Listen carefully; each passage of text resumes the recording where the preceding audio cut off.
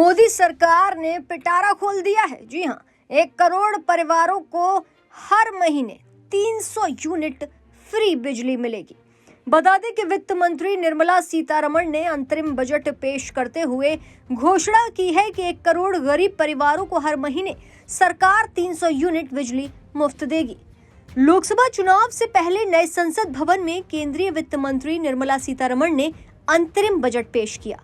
सरकार ने इस मिनी बजट में आम आदमी के लिए कई बड़े ऐलान किए। इस बजट में अर्थव्यवस्था, विकास, महिला, बच्चों और युवाओं का खास ध्यान रखा गया। वित्त मंत्री ने अपने बजट भाषण में बताया कि रूफटॉप सोलर योजना के तहत 1 करोड़ परिवारों के घरों की छत पर सोलर सिस्टम लगाकर हर महीने 300 यूनिट तक बिजली फ्री दी जाएगी।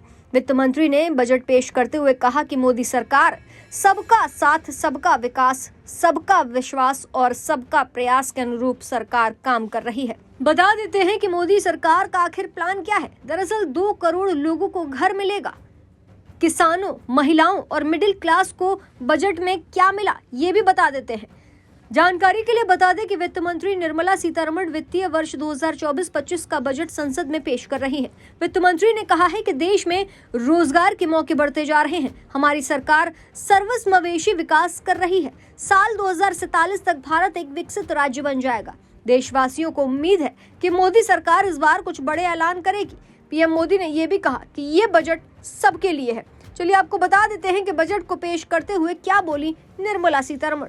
उन्होंने कहा कि पीएम आवास योजना के तहत 3 करोड़ घर बनाने का काम पूरा हुआ है और 2 करोड़ घर अगले 5 साल में बनाए जाएंगे। 4 करोड़ किसानों को पीएम फसल योजना का लाभ मिला। ये भी बताया कि इनकम टैक्स में कोई बदलाव नहीं हुआ। कहा कि 1 करोड़ टैक्स पेयर्स को फायदा मिलेगा। ये भी बताया कि कृषि, जलवायु क्षेत्रों में विभिन्न फसलों पर नैनो डीएपी का प्रयोग किया जाएगा। दरअसल यात्रियों की सुरक्षा, सुविधा और आराम के लिए 40,000 सामान्य रेलवे बोगियों को वंदे भारत मानकों में परिवर्तित किया जाएगा।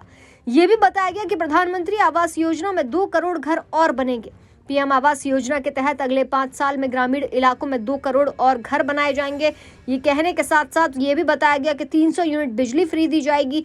3 रेल कॉरिडोर शुरू किए जाएंगे। 40,000 नॉर्मल रेल डिब्बों को वंदे भारत में बदला जाएगा। महिलाओं को उद्यमशीलता 28% उनकी बढ़ा दी जाएगी।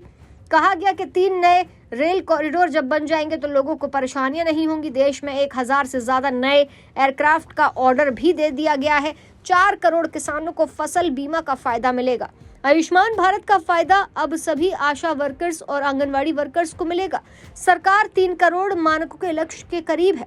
अगले 5 सालों में 2 करोड़ अतिरिक्त मानकों का निर्माण कार्य भी शुरू हो जाएगा। ये भी कहा गया कि सबका साथ, सबका विकास सरकार की योजना है। बताया गया कि 4 करोड़ से अधिक किसानों को फसल बीमा योजना का फायदा मिला है।